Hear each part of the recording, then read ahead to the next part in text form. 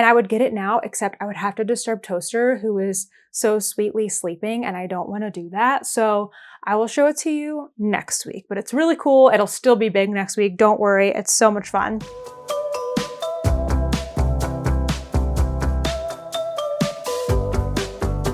Hey everyone, it's Natalie, also known as Nitty Natty. Welcome to episode 300 of the Love and Stitches podcast. Party, party, party. Celebrate fireworks. I actually do have a drink today. I have some lemon ginger tea. So cheers to 300 episodes. This is very exciting. I've been anticipating this for a while. I thought I was going to have my 300th episode at the end of 2025, and then I didn't because I did Vlogmas. And so now it's finally here, and I'm really excited. We're going to have some special segments on today's podcast. I have some prizes I'm going to be giving away. So all of that is to come. We're still going to have a semi-regular episode. I'm going to share my projects behind me and everything. So I am excited for this episode, to say the very least. So special segments that are coming up. I am going to be looking back on the past 7 years because 300 episodes is, I feel, a really big achievement. And I've done approximately one episode a week for the last 7 years. Not exactly, not every single week, but for the most part, about every week for that long, since 2019. And that is just wild to me. It blows my mind every single day that I get to do something that I love for my job. And it's just absolutely amazing. So thank you for being here and for watching this. This is why I get to do what I love to do. And it's so incredible. So we're going to be looking back at the last 7 years and looking at a couple things. So first thing, I went through Ravelry and I sorted by year, and I picked my favorite project from each year, from 2019 to 2025. So I have those in a pile here, and I'm going to share those with you and share some memories and stories, and most of them I still have, and why I still have them and why I love them so much. I'm also going to be sharing favorite videos from each of those years. So videos that have the most views from 2019, 2020, 2021, all the way up until last year. And that's really fun. When I went back and I wrote these down, it was really interesting to see what was popular that year, what people were going back to, and it kind of reflects the journey that I've had these last few years. And then I have decided to pull 7 prizes. So I have some yarns from my stash. I have a prize that has been donated, and I'll share all of those. But I will share those later on. So in case you don't get there, don't worry. There's a form down below. I'll explain everything later on, but you can't miss it. It's in the description box. One announcement that I want to make before we get started in the projects is that the Sock Week sponsor application is open. So Sock Week is a make-along. I have also done for the last 7 years, I want to say. Is that true? I feel like this is going to be the 8th annual Sock Week, so that's insane. But it is a summer make-along. It is a week where we are challenging ourselves to knit or crochet one adult sock in 8 days. And I'm bringing it back this year. We are going to have a garden theme this year, so I think that's going to be really fun. And I am looking for yarn dyers, bag makers, and stitch marker makers who can create an exclusive product to be sold prior to Sock Week that can be used during Sock Week. And it's just really fun to have these themed items to be able to use during Sock Week. So for everybody, save the date for July 12th of this year. That's when we're kicking off Sock Week. And then if you are a maker and you want to apply, the application is down below. It has tons and tons and tons of information in it. And that application is open until January 31st. So the end of January, because it takes some time to get everything developed and created and promoted and shared. And then there's a time period. I think I have the date as May end of May when the products will go on sale. That way everyone can order them and get them in time for the July make along. So there's a lot of lead time, but it all makes sense. There's a timeline there in the application. So I wanted to share that too before we go too far. And then what I am wearing today. So I am wearing my Citrine Light. It is a pattern by Emily Green. I knit it in early 2023 out of Magpie Fibers / Spin Cycle collaboration.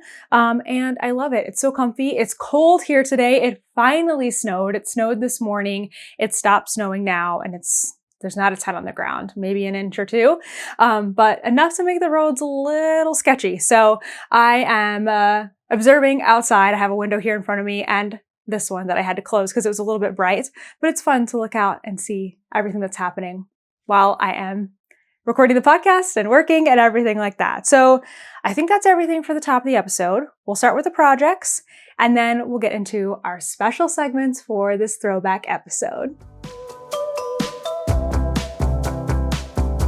First project is not one I've actually worked on yet this week, but I am pulling back in an old WIP into the rotation. This is going to be my main focus for the rest of this week because I am committing in January to getting WIPs completed. I think I started January with like 7 or 8 WIPs.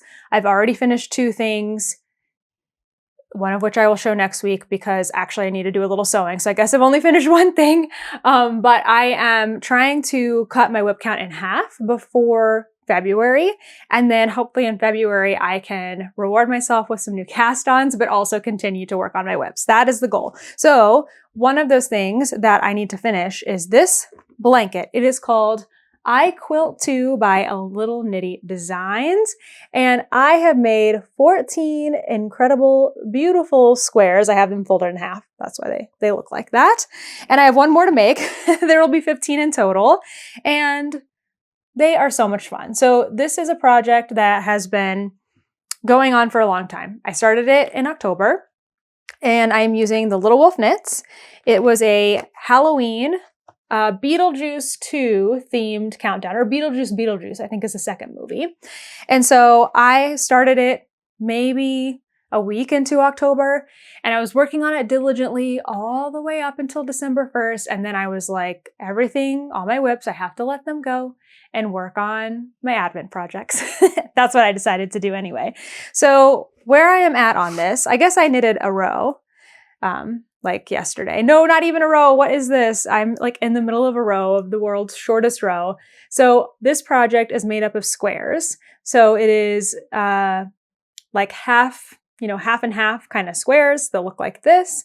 And then they are sewn together. I have decided to crochet mine together. So I have notes in my project page on how I did that. So this is the last one, the last small square of the last bigger square. So I just have to get that together.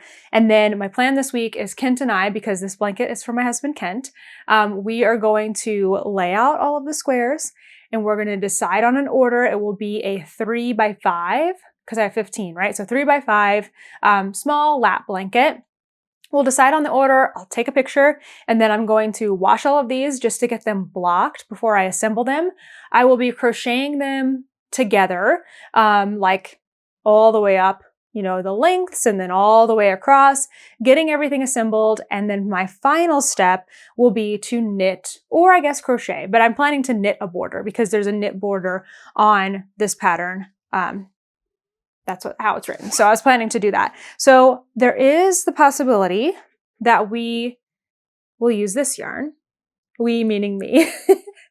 I will do it, but I want Kent to be involved in choosing the border. So this is the full skein that came with the Beetlejuice countdown, and it's called It's Showtime.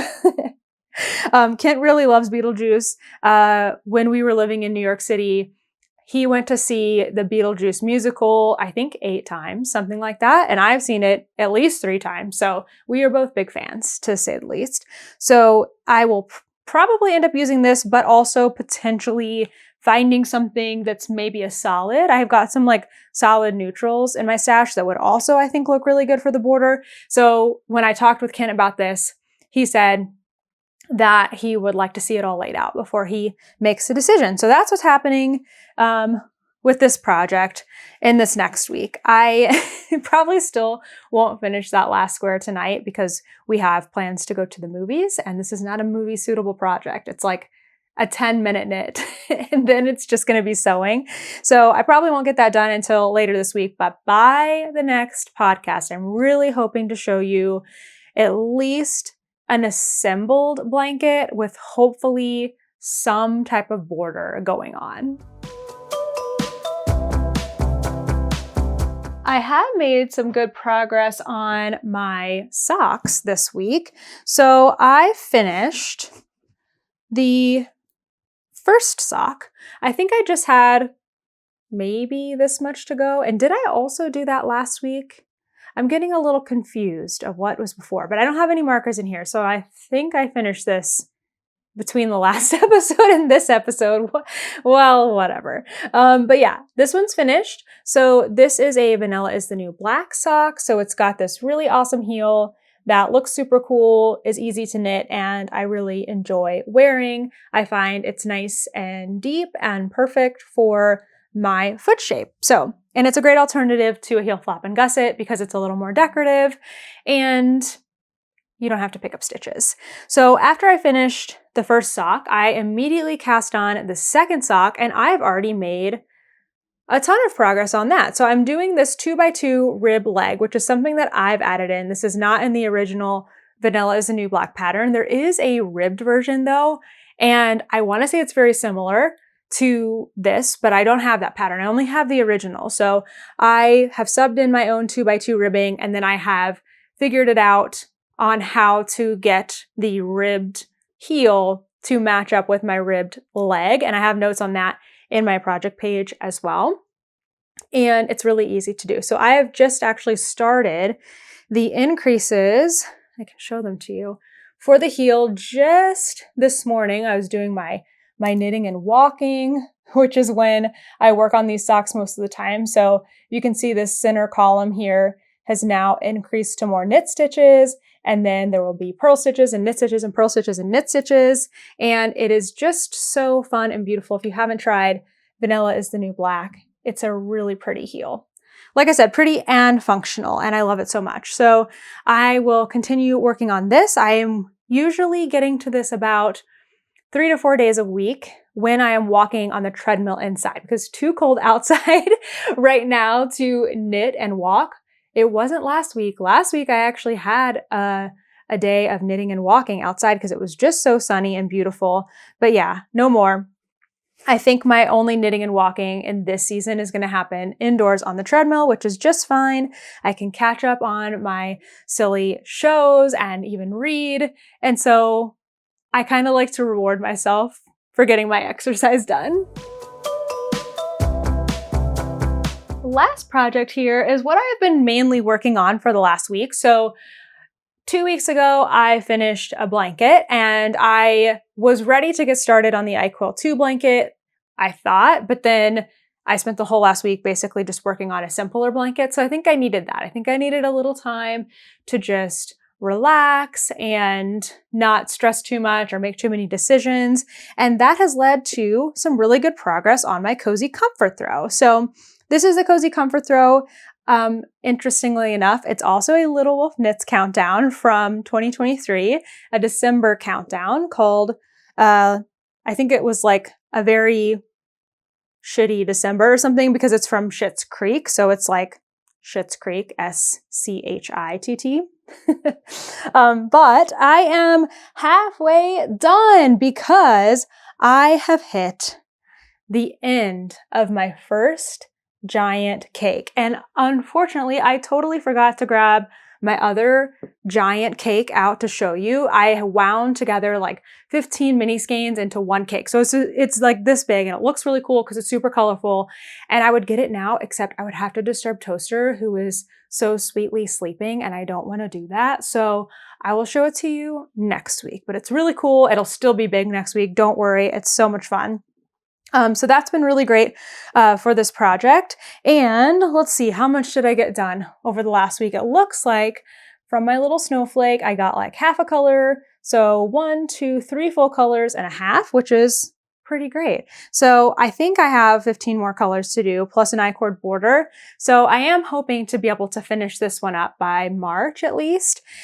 Not going to happen before February 1st, totally fine, but another long-term whip that really needs to come off the needles. Okay, now we're going to look back at projects over the years, which I am very excited to share with you. I love doing this. It was actually a really fun exercise to go into my Ravelry project page, and there's a spot where you can sort things out, and you can sort it by year completed. So I actually started with 2025, which I was very familiar with because I recently did my year in review for 2025. And I looked at all of the projects and I just went with my gut for what I felt like was my favorite project. So these are not necessarily going to match the favorite projects I picked when I did my year in review, because I have done a year in review every year. So they aren't necessarily going to match. They're what I picked today as my favorite project from those years. So let's work backwards, and we're going to start with 2025. And my favorite project from 2025 is that blanket back there. So I'm going to go grab it. It is my Canada travel blanket. I know you've seen it before, and I just love it so much. We'll probably also put in a big picture of this with it all laid out on the bed. But I mean, look at the texture. I used two patterns for this. I used the Yorkshire blanket and the Battenberg blanket, and I combined them. So the Battenberg blanket is the solid squares. The Yorkshire is all of the pattern squares, but there are like so many fun patterns. And also who designed the Yorkshire blanket, is coming out with more patterns. There are pattern packs, and they're going to be the same size squares with more like fun inspiration. We had an interview with her this week and got to get a sneak peek of some of them, which was really exciting. So I love this blanket. So I collected yarns while we traveled across Canada. My goal was to get at least 10 yarns, one from every province that we visited. I think I ended up somewhere closer to 25 yarns or something like that. And from each of those yarns, or from each of those skeins, I made 2 squares. And I used fingering weight because fingering weight was the easiest way for me to get special colorways. I wanted to find something that kind of represented that region or that province or that yarn store. And I tried to stick with like a pink and purple theme, and it worked out great. I think it came out so fun. I was a little worried before I assembled this that it was going to look too chaotic with all the different colors. But then I used another Canadian dyer, Polka Dot Creek. We dyed up a special pink color just for me. It's called Natalie's Special Pink. And that's what I used to join everything. And the border, it's just so good. It's so fun. I absolutely adore this blanket. It was a joy to make. It was a joy to travel through Canada. And now it is a blanket that I genuinely use when I am cold. It is a wonderful blanket. So that's definitely my favorite one from 2025. Moving to 2024, you're not going to be surprised by this one at all. It is my traveler hoodie. And I have worn this thing. Well, actually, I've worn it this week. That's why it's not even folded, because I just went and grabbed it from where I just kind of plop it down because I wear it that often. But this is the Traveler Hoodie by Andrea Mowry. There is a hoodie version and a crew neck version. And it is just like an easy, simple bottom up. It's got 2x2 rib on the bottom, and then it has these knit and purl ridges that you do in the round. So it's lots of knitting, lots of purling. And then you pick up, it's got a drop shoulder, and then the hood is really fun. It takes a while, but it's pretty cool. And it's an actually big hood that you can put up, and it doesn't like pull your head down. You know, sometimes when you even buy like something store-bought and it's got this teeny tiny hood, like even my winter coat, I'm like, I have to like turtle to get inside the hood because it's just not tall enough. Not this one. This is a good hood that fits well, and I actually use it when I am cold. If it's windy, I've got a knit hat on, then I put the hood up, and like the knit hat makes the hood stay on because there's a little bit of friction there, and it's such a useful piece that I wear all the time.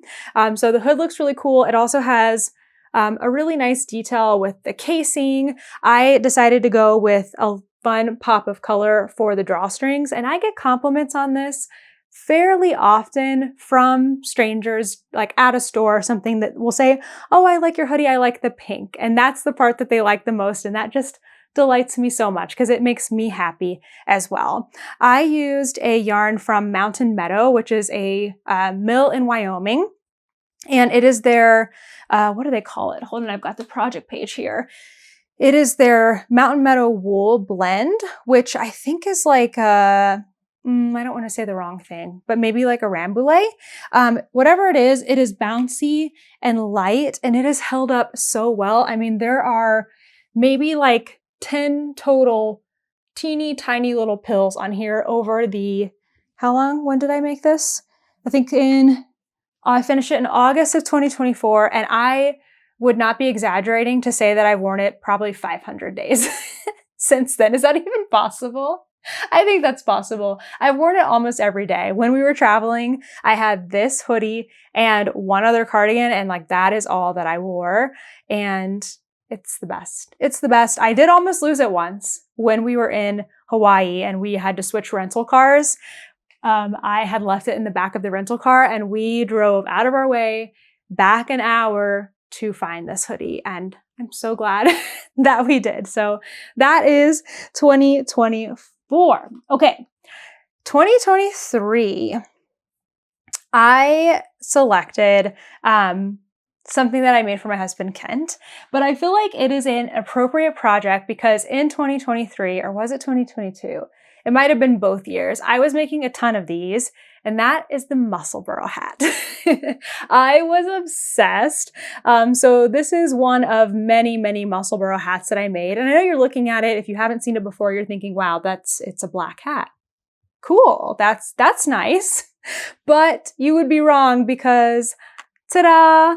It has a lining and it's reversible, so you can actually wear this either way. So the cool thing about the Musselburgh hat, just in case you haven't heard me talk about it before, is it's a double layered hat. You can knit it entirely in one color. I have several in one color, and it will use up most of a fingering weight skein of yarn. So it is like, I think, such a great pattern if you are a hat wearer and you need hats to use a special skein of fingering weight that you don't want to put on your feet, that you bought and you're like, what am I going to do with this? And you can make it into a Musselburgh hat. Actually, it comes in, the one pattern has more than one gauge. So if you have a sport weight or a DK weight, I think you can go up to DK weight with the math that Isolde Teague, the designer, has put in there. But you could also do your own math and figure out how to adjust it if you have different weight yarns. Anyway, where was I? I love this hat so much. It's a double layered hat. You can do all one color, or you can have a little fun with it. You can do half and half, which is what I did here. You can make it longer so that it has a little slouch, or even longer so that it has a fold-up brim. Most of mine have a fold-up brim because I really do enjoy that. But for Kent, he likes a brimless hat without any slouch. So this one and some of the others that I have made him are designed to just go right on his head without any extra fabric. When you put them together, you kind of have to like mess around a little bit to get the layers to fall in nice, but I love this hat. So this was leftovers from a blanket that I made for Toaster, and they are Pokemon colors. So there's the different types of Pokemon. So I think this is normal type, fire type, electric type, water, grass, and fairy. I think those were, I might have missed one in there, but this was from Fangirl Fibers. And I made Toaster's blanket, and then I thought, Kent's probably going to want something out of this yarn.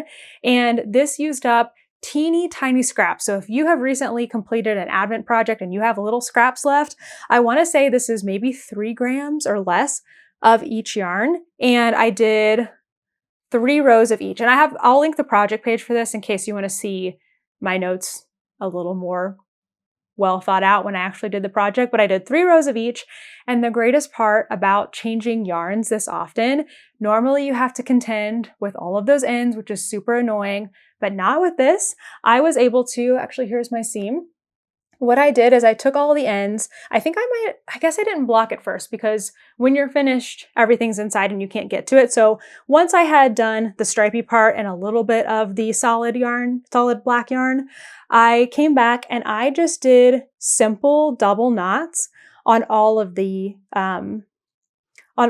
color changes. And then I trimmed the ends to be like 1.5 inches long, maybe an inch. And like you can barely feel them in here. So you don't have to worry about weaving in your ends. You can use up all those little leftovers. I am planning to make Kent another Musselburgh hat, I think, out of the Beetlejuice yarn, out of that blanket. So I just love this one. It was so much fun. It was a pattern I was obsessed with. And then to have this one come out this way, I think it just went so well. Oh, one other thing that I did is in my math with my rows, I made sure to add, I want to say like 3 rows of the solid yarn that was going to stay on this side because I was a little worried if I stopped exactly in half that this last color would show through. So halfway is all of my stripes plus maybe like 3 or 4 rounds of the black yarn. And then I did the same number of rows in black before decreasing on the other side. I just love this. I had to also go grab this from our entryway because Kent has been wearing this this week. So all of the patterns that I've shown so far, very much not just in love with the projects that I made, but like love the patterns. So, so great. Okay, we're at 2022. So 2022, I selected a garment that I wear, I would say, a couple times a year. It's something that is not an everyday piece for me, but it's kind of a special occasion one. And that is my seaside dress. And this one kind of has a special story because it is a fade. So the seaside dress is a pattern by Brianna Lupino, who is also known as the Little Wolf Knits. It has a tank top, and I've actually made a seaside tank since then because I love this silhouette so much. And it is customizable, which is so handy, for most people because we don't all have like straight size body types. It's got ribbing all the way down the side. And then at the bottom, it is a split hem. And we'll also put a picture in here of me standing up wearing it so you can see what it looks like and everything. I wore it to Rhinebeck in 2022. It was warm, so I didn't have on my cardigan in this picture, but I used a special yarn, Moon Glow, and it's this wonderful pink fade. And I can't remember the whole story now, but I even have in here, I want to say some pink colors that she dyed just for me for this project to make sure everything faded into itself super nicely. And it came out so cool. And I love this yarn. I'm not sure she carries this base anymore. It's a 2-ply and it's just soft. I think it was an 80% merino, 20% nylon. It's super, super lovely. So I really like this dress a lot. It works with me, even though my body kind of has changed since then or has changed throughout the years. It still fits nicely. I love it. It's comfortable. It's wonderful. And this is one of my favorite things that I've ever made and definitely my favorite thing in 2022. Okay, now we're getting into I didn't know what was going to come up when I did my Ravelry search in 2021. I'm like, that just feels like so long ago, another lifetime ago. What was even happening then? But once I saw all of the choices that I had, it was pretty easy for me to pick my long summer cardigan. And you may notice something similar between this one and the last project, and that is that I used Moonglow Yarn Company in this wonderful pink fade. So I guess I did this first and then I did this. And I honestly cannot remember the story of why I had all of these yarns, if I used them for something else, etc., etc. I must have gotten them for this and then had so much left over that I did this because this was the next year, but I can't remember. So this is a long summer cardigan. It is Joji Locatelli pattern, one of her very popular patterns, and for good reason. It is so comfortable to wear. It's a long fingering weight cardigan. It does take a long time to knit, but it's so worth it. It fits really nicely, and you can just do like a contrast color. I think in the original pattern, it's red. So it's like gray and red, and then this is all red, but I chose to use a fade. Or you could use scraps. I think that would be so fun to just like pull a couple fun colors and just throw them into the cardigan along with a solid or whatever you have. And it would be really, really cute. So it's got twisted rib. You get really good at doing purling through the back loop with this flat twisted rib. And it is a cardigan that I wear somewhat often. I was thinking about letting this one go because I wasn't wearing it a lot over the last couple of years. But a couple of you convinced me to hang on to it for a little bit longer. I have to remember that the last several years, we were not in a normal circumstance where I had extremely limited space living in a van. I wasn't reaching for all of my clothes. And now that we are settled here in Montana, we have an apartment, we have like huge closet. I have plenty of space for all of my clothes. I'm starting to go, oh yeah, I loved these things. I just didn't have space for them the past few years. So this is something that is going to stay. I love it and it is wonderful. Okay, 2020. So in 2020, I have another garment pattern. It is a lot of garments. And that is my Weekender Light. And I wore this week. Or I wore it last week. Actually, I think I wore it on the last podcast episode. But this is the Weekender Light by Andrea Mowry. It is a pullover sweater. And it's one of my oldest garments that I still have around because a lot of things I've gotten rid of just because my style has changed or my taste has changed, or there was a couple of years actually around this time, 2021, where I was kind of experimenting with shaping things on my own. I was adding like A-line shaping to a lot of things, which I really didn't need, and I don't really love how that looks on me anymore. So I have gotten rid of quite a few things, but this one has stood the test of time and it is still something that I love wearing. So the Weekender Light, I believe it's a bottom up pattern. There's also the original Weekender, which is a heavier weight, maybe DK or worsted, I'm not sure.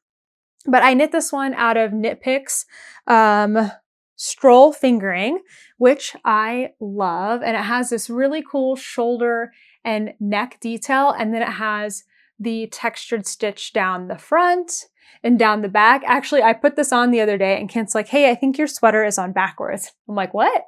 And he's like, the stitch is on the back. And I'm like, oh, no, it's just on the back and on the front.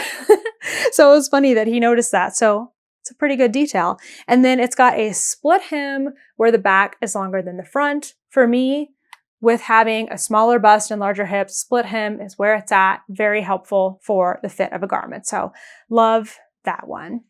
We have one more year, 2019. That is the year that I started the podcast. So we're stopping there. And this is the only one that I don't still have with me. And this is Like a Cloud. So we'll put in some pictures here. This is the Like a Cloud cardigan by Joji Locatelli. This was a really special project for me because I remember this being the first time and one of the only times that I bought the yarn, the exact yarn from the company, from the designer that was recommended. And it was something that I had never been able to really do before, either because of it's not available to me, like I can't go to the store and get it, or just I was priced out of it. So I remember feeling really excited that I had been able to get this yarn. It was extremely expensive for me. It was Shibui, and if you know Shibui, it's always like you hold two yarns together. Shibui is no longer Shibui. I want to say they have been since bought. So now I can't remember exactly what happened. Their yarns are gorgeous, but holding two yarns together always gets expensive. So this sweater was already special to me before I even started knitting it. But once I made it, oh my gosh,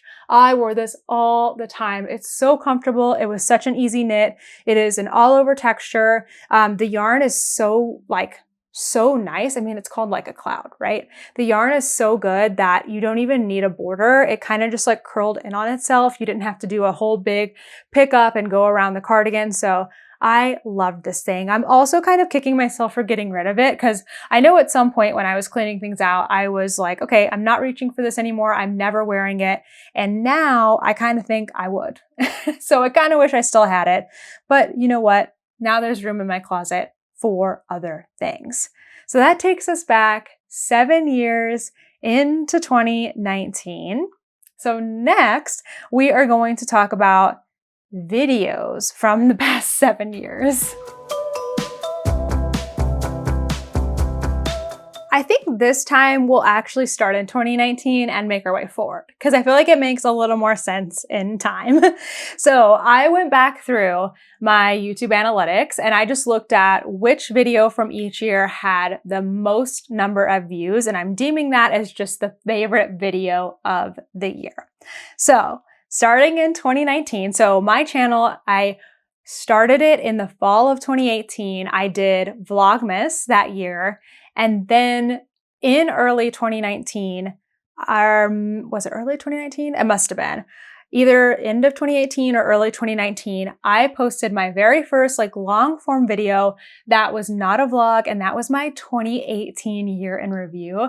And that is the most popular video that I did that year. So this was really how I got started on YouTube because I hadn't done a podcast episode yet. I'd only done Vlogmas, and I started with this year in review. I was very inspired by Boston Jen to do a year in review, and I have continued to do those since then. My 2025 one was my 7th year of doing that.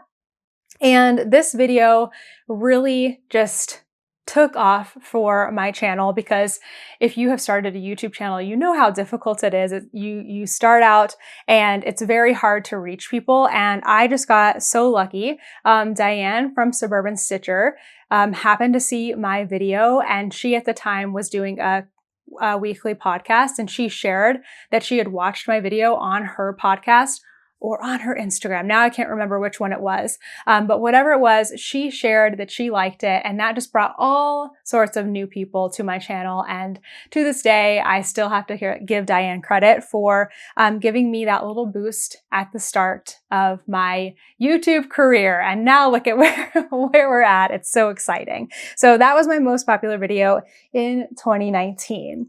Now in 2020 and 2021, it's actually the same video, but I posted it in 2020, and that is my toe up sock cast on video. So I created a whole series. It's still on my YouTube channel. It's completely free. It is a 3-part video for both toe up socks and then cuff down socks. They're different videos, but I recorded tutorials for both because I just wanted people to have a place they could go to and learn those skills and then be able to take off with them. This is a video that I often think about redoing because I feel like I know so much more now. I could share so many more tips. I could give so many more numbers and things. I could answer the questions that people are still asking on these videos, but they're still pretty good. And I still have to, I feel like, give myself a little credit for, 6 years ago now when I created these videos.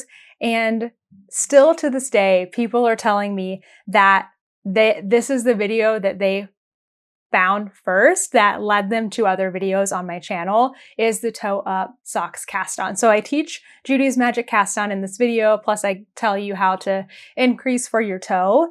And even this week, somebody told me that this is how they found me on YouTube. And I just think that is crazy. It is wild. So that's 2020 and 2021. None of my videos in 2021 were going to surpass this toe up socks cast on. Now in 2022, this is where we start getting into some organization. I think I really hit my stride here because this is something that I love to do so much. So my most popular video in 2022 was my plan to eliminate stash. So I did this one in January at the very beginning of the year. It's not necessarily the beginning of my stash down journey. I was doing that prior to 2022. But it is the first time that I set out to say, I want to eliminate my stash. I want to get rid of everything. And if you watch that whole series that year, you'll know that I got down to one skein of yarn, like one skein. Well, these are all, the first two I pick up have mini skeins with them, but I mean one skein like this in my stash. And not so anymore. That's what I'm starting to work on. If you saw this Tuesday's video, I've inventoried my stash and I'm going to start working on stashing down again, but I don't know if it will ever get back to that one skein. That was a huge achievement, and the plan to do that at the beginning of the year was the most watched video that year. Now in 2023, I did something kind of similar. I had spent 2022 working on all of my intact skeins, and then in 2023, I focused on mini skeins and scraps. And so my most popular video in 2023 was my scrap-free 2023 6-month update. I thought this was interesting. It wasn't the first video where I organized all of my scraps, although that was closely behind this one, but it was actually the update video. So in the update video, 6 months had passed and I had worked up, I want to say like 5 blankets or something like that, all with scraps. I had donated scraps and I had really gotten all of my advents cleared out, all my mini skeins cleared out, all of my scraps cleared out, and I was just working on one other blanket. So that was huge. So in that video, I kind of show where I was in the beginning of the year and then all of the things that I finished. And what stuck out to me the most in this video is that I am sitting on our mattress in New York that is sitting on the floor because this was just days before we moved and left our apartment in New York and went to Tennessee for a short period of time and then bought our van and started traveling. So it was definitely a huge transitional time for us. And it was just cool to see like me wrapping up one big project of finishing up my scraps and then starting on the next big adventure. So very, very cool. In 2024, my most popular video was my crochet pinhole cast on tutorial. So that one didn't really surprise me, but also kind of surprised me because I'm like, wait, in 2024, we put out so many tours of yarn stores. I thought it might have been one of those, but no, it's the tutorial. And I just made it because I wanted to answer a question about the muscle burrow hat that I got a lot, which was how do you start it? And so I had learned the crochet pinhole cast on from Very Pink Knits, and I wanted to share my own like version and like how I kind of like learned it and adapted it, and I shared it, and that continues to this day to I think be very helpful for people. I still get comments on it like, thank you so much, this helped me get started on my muscle burrow hat. So very cool to see. Now my last year that I did this for is 2025. If you want to think about what you might think the most popular video was in 2025, this is the year that we did travel vlogs in Canada. And it is a travel vlog and it is the Newfoundland vlog. So this was really cool for me to see. I am shocked that out of all the videos we did this year, it's our Newfoundland one that somehow, you know, flew above the others and it started to reach beyond the knitting community. I think I started to get people that maybe watch travel vlogs, watch that, which is okay, but it wasn't really a great travel vlog. I feel like I love to watch travel vlogs, and I feel like ours was very us and very like just sharing what we're doing. Here we're going to a yarn store. Here we're seeing an iceberg. It's a good video, don't get me wrong, but I don't think it was our best Canada vlog. And I have to always plug here our Manitoba vlog because we went to Longway Homestead and got to see all the sheep, which was super, super cool. We also got to meet Sarah of Imagine Landscapes and get a tour in her house of all of her gnomes. And so that one I feel like is so underrated. And so it's just funny to me to see how some things pick up in popularity over others. And Newfoundland is probably my favorite province. So like, I totally get it. It was incredible there and the views were amazing. But it was very interesting to look back and see all of the videos and how they have, you know, been consumed over time and like what people have liked the most. So was your favorite video on that list? Were you surprised by any of these like I was? Also, if you have missed any of these, there are, like I said, our Canada vlogs, the Manitoba one, that's a good one if you've missed it. But I'm going to be doing a whole new stash journey. So if you want to see what it looked like before versus what it looks like now, that's a really fun one to look back at. Yeah, it was cool. I enjoyed looking back through these. It was so much fun. Okay, we have gotten to the point where we're ready to talk prizes. You ready? Okay, so I decided to pull 7 prizes for this, and I'm going to pull them from this video. When I was thinking about how to pull the prizes, I want it to be super, super easy. So my initial thought was, let's just do comments. That will be so easy. Anyone who leaves a comment can have an entry, easy peasy, no problem. But it actually is a problem because trying to contact people when they've left a comment is very difficult. So I don't know your email, I don't know your name. It's just a challenge. So instead, I have made a super simple Google form that is linked right below, and all you need to do is fill out the Google form. So thank you for doing that. If you're entering for prizes, I know it's a little bit more of a pain than just leaving a comment, but it does help me be able to reach you if you are a winner. And then I figured if I'm making the Google form, I can actually ask you like, which of the prizes would you like to be considered for? Because I realize not everyone wants the same thing. So let me talk through the prizes real quick. I'm going to be pulling them in about 2 weeks.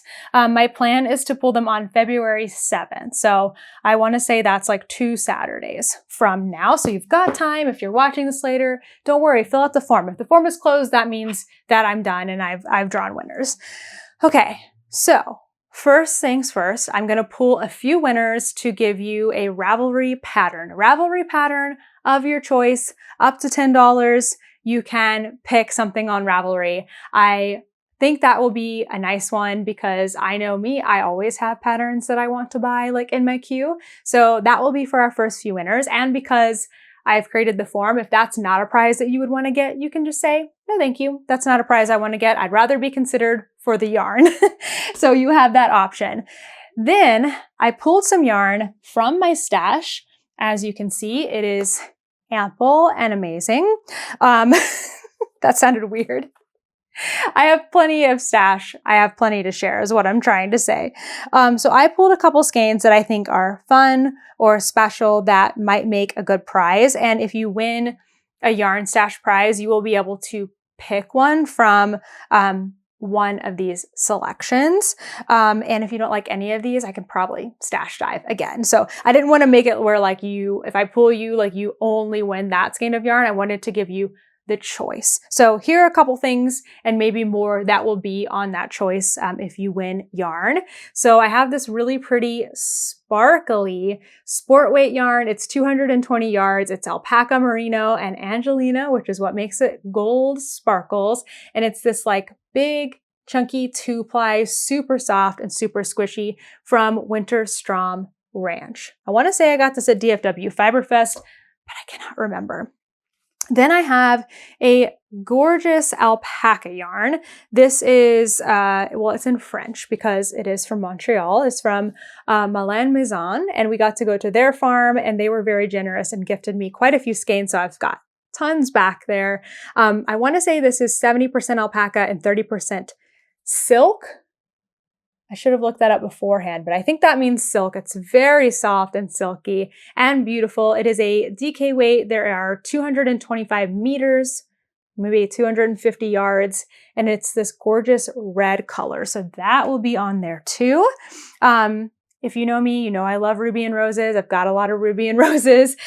This is a fingering weight. It is her plump rose base, which is 85% superwash merino and 15% nylon. It's a 2-ply, there's 400 yards, and it is called Material Girl. And I originally got this, I think at Bliss Yarns in Tennessee, because I was going to make something else with it. And I still have leftovers from the other project I did. So this one is such a fun color. I think it's so great. I would love to share this one with you. Then I've got this Soul Warmer sock. I think that's the base from World on a String Designs. It's this fun light neutral with all these awesome speckles. I think this is going to work up super, super cute. And I want to say this is a one-of-a-kind colorway. It is 75% superwash merino and 25% recycled nylon. And then last one, but again, if you are picked for yarns and none of these suit you. I'll go look at my stash again. This yarn has a funny story. So this is from Polka Dot Creek in Alberta. It is the Waterton Lakes National Park self-striping set. It is a 75% superwash merino, 25% nylon fingering weight. This is a 50-gram self-striping skein with a 20-gram mini to make a pair of socks. So this yarn, this specific skein, is the one that I has been missing for like the past 2 years. So this was a special colorway for Sock Week 2024. And I had this one and another Sock Week colorway. I put them in a bag because I didn't get the chance to use them at the time. And I stored them somewhere safe. And when I realized that we were going to be traveling to Canada and going to Waterton Lakes National Park, I looked for this forever, for weeks and weeks and weeks, and I could not find it. And I was really sad because I thought it would be so fun to cast on a pair of socks and knit on them while we were at Waterton Lakes. So I was sad. I couldn't find it. I figured one day it will turn up, or worst case, I have accidentally donated it with some other yarn that I donated, and at least it's going to a home where somebody is going to enjoy it and use it. So when we got to Canada and I got to go visit Polka Dot Creek, I told Shelly, the dyer, my dilemma that I had lost it. And I was like, do you have any more of it here in the store? And she's like, no, I'm sorry, we're all sold out. And so I was like, it's no problem. Hopefully I'm going to find it one day. So we were in Calgary, we went to Polka Dot Creek, and then we went to Banff, and we went to, whatever, I don't know, one of the other parks. We had like a 2-week time in between, week and a half or something. We come back to Calgary, we go back to Polka Dot Creek, and Shelly's like, look, I have 2 skeins of this for you that I dyed. And it was so, so nice. So I got to get my own skein. I already had a skein. I got to get an additional skein of this yarn, and I cast on socks and I worked on them in Waterton, and it was wonderful and beautiful and amazing. And then this past Sunday, I am inventorying my stash, and I have inventoried so much yarn, hundreds of skeins. I get to the last bag, and what do I find but my original Waterton Lakes colorway? I could not believe it. I'm like, out of all of the times for this to show up, at the very last minute, it shows up. So since I already have a replacement skein, I thought I would share this with you because this yarn is just incredible from Polka Dot Creek.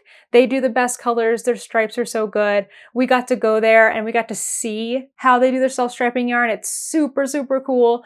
So yeah, I want to share this with all of you guys. So those are the potential yarn prizes. Again, in the form, you can indicate if yarn is something that you would like. I would like to say that I live in a dog-friendly home. So while I don't let Toaster rub all over the yarn that I keep in my stash, it is possible and probably likely that some dog hair, dog fur, dog dander is in this apartment in general. And if you're allergic to dogs, I want to just mention that so that you can keep yourself safe. Okay, the last thing, and this is our big prize, and this is getting donated from my friend Brianna, who is a Little Wolf Knits, who I am using 2 of her countdowns for my projects that I showed at the beginning of this episode. But she has generously donated a countdown calendar as one of our prizes. So this is a big one. This is really exciting. So she has done many, many countdowns over the past year. I think she's done one in February. She's done one in the summer. She's done Halloween. She's done her Schitt's Creek one. And when she makes these countdown calendars, she often dyes up extra ones. So she's like, hey, I have some extra past countdown calendars in both yarn and fiber. So if you need a prize for your 300th episode, let me know. And I said, yeah, that would be awesome. So for one of our winners, you are going to get to choose from a handful of the past countdown calendars, and Brianna will have a list of that to share with you.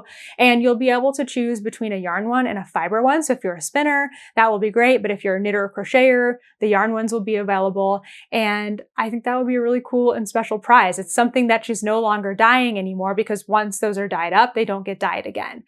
So I thought that would be super, super cool. And just another thing to say thank you for being here for 300 episodes. Okay, I think we did all the things. I don't know why I always look around me to check and if there's like something that will tell me that I have missed something in this episode, but I do think that's everything. So again, if you are a yarn dyer or bag maker and you want to apply for Sock Week, that's down below. I also have the form for prizes down below and all the projects that I talked about today, including my whips and all of my past projects and all of my past videos. I put it all in the description if you are interested at all. It's in an easy place for you to find. Thank you again for being here. If it's your first episode or your 300th, it's just amazing again to me that I get to do this as a job on a Tuesday afternoon, sitting here with my dog and drinking tea and talking about something that I love so much. So thank you for making that possible for me. Okay, thanks so much for watching. I'll see you in the next one. Bye.